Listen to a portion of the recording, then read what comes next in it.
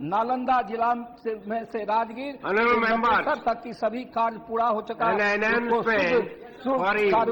चालू कराया जाए। और हमने जो सवाल उठाया, हम समझते हैं कि माननीय मंत्री जी उस पर ध्यान देंगे और इस समस्या का निदान करेंगे। धन्यवाद। Honourable members, those who want to lay their written speeches on the table, they can lay it. However, it will not be permissible to lay part speeches on the table, or part speeches cannot be allowed to lay on the table. Members may either speak or lay their written speeches on the table. Now, honourable member, Madam Kakoli Ghosdas there.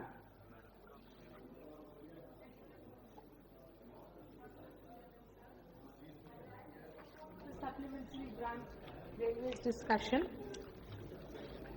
I, at the onset, want to congratulate the present Minister of Railways for taking into consideration the most important issue bothering the world at the moment about the climate.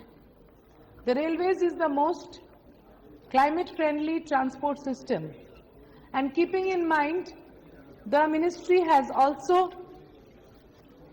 distributed and given instruction to the 14 lakhs employees to use climate-friendly bulbs. I congratulate the Honourable Minister for it. Invention of the wheel changed the history of the world. 150 years ago, India entered into a phase of development when the first train chugged along from Bori Bandar in Mumbai towards Thane.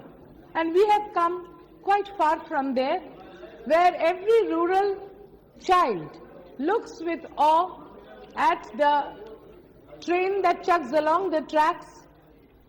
They run towards it as filmed by the noted filmmaker Sri Satyajit Ray in his film.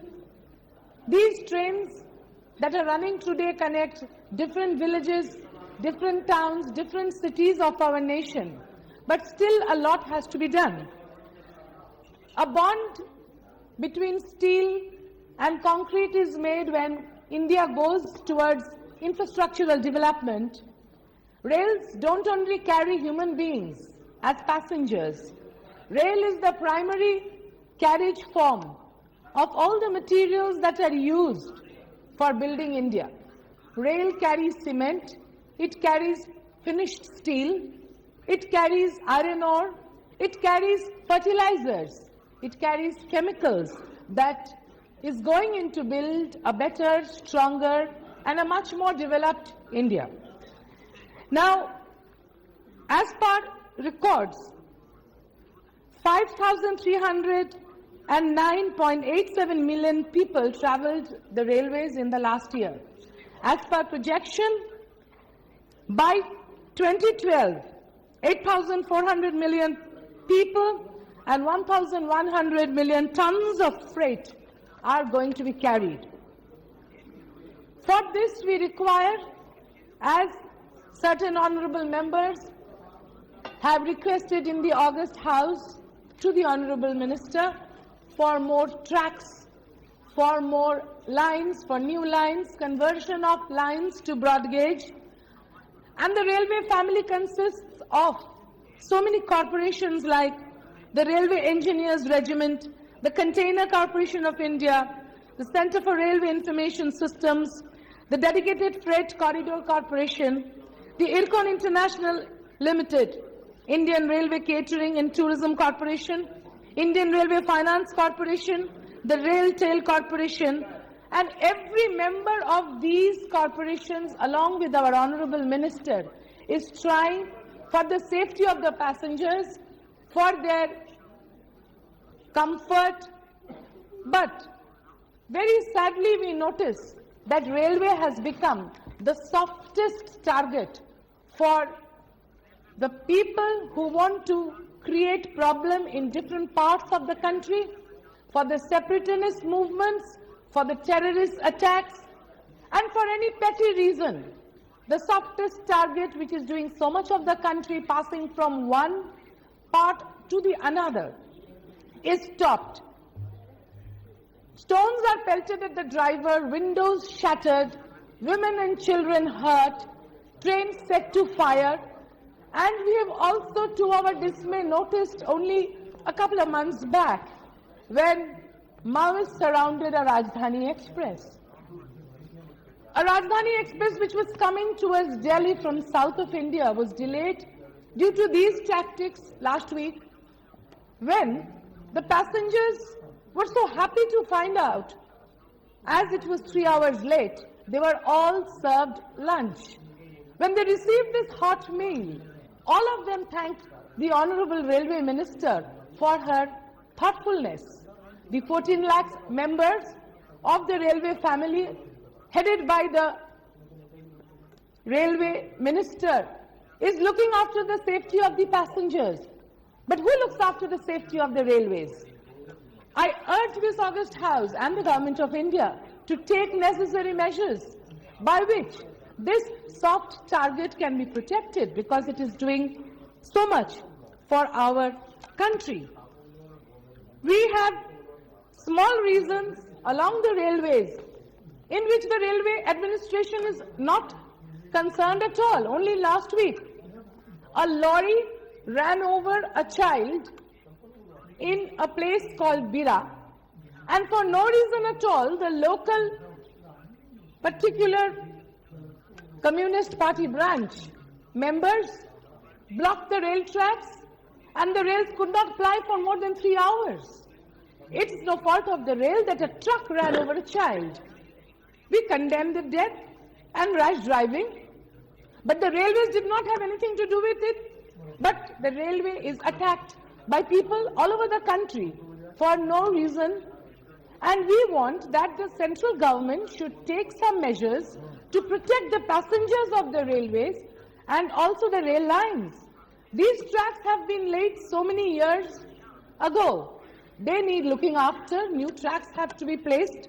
The tracks are those which bear the brunt of these millions of people, freight, traveling every day. They have to be replaced. Our Honorable Railway Minister has given suggestions of making hospitals en route. Traveling of the sick passengers will be benefiting from the agenda that our Honorable Minister has taken, by which they can contact the local hospital, and railway members, the family members, can travel by coaches and cars provided by the Railway Ministry family of 14 lakhs of people. So we appreciate these laudable efforts being taken. En route, she has also announced for more hospitals. As far as disaster response is concerned, we have seen how railway takes instant initiative and reaches spots of action or disaster sites like tsunami or earthquake with medical relief. These laudable efforts must be appreciated.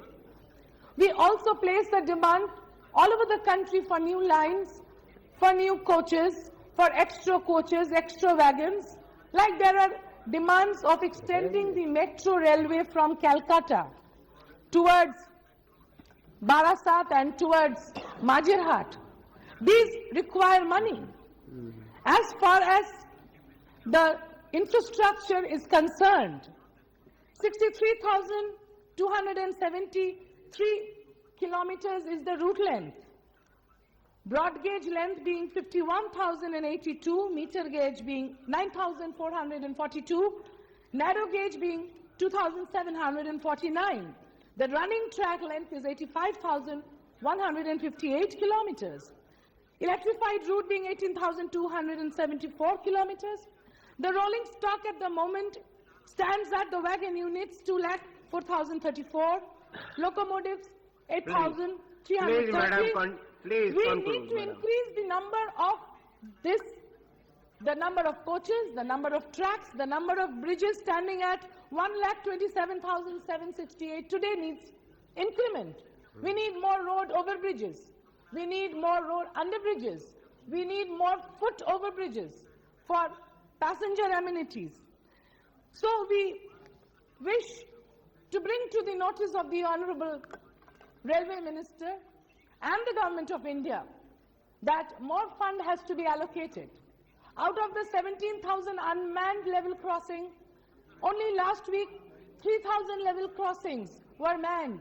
But the 14,000 remaining unmanned level crossings have to be taken care of, because thousands of people are crossing these level crossings, and it is a risk factor involved which has to be looked after. And the railways is taking special care for conservation of energy by afforestation, and there is also on the anvil a project of power plant coming up. So I congratulate the Minister, the Honourable Minister, for taking these measures. But if these new wagons, new routes, new railway tracks have to be come up, and if the suggestion of the 6th Central Pay Commission has to be met for the 14 lakh employees who are taking part in day-to-day functioning of the railway, there must be more allocation towards the railways. Thank you. Thank you, ma'am.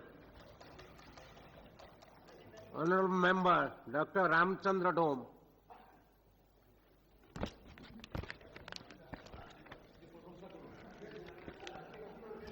Thank you, Mr. Chairman, sir.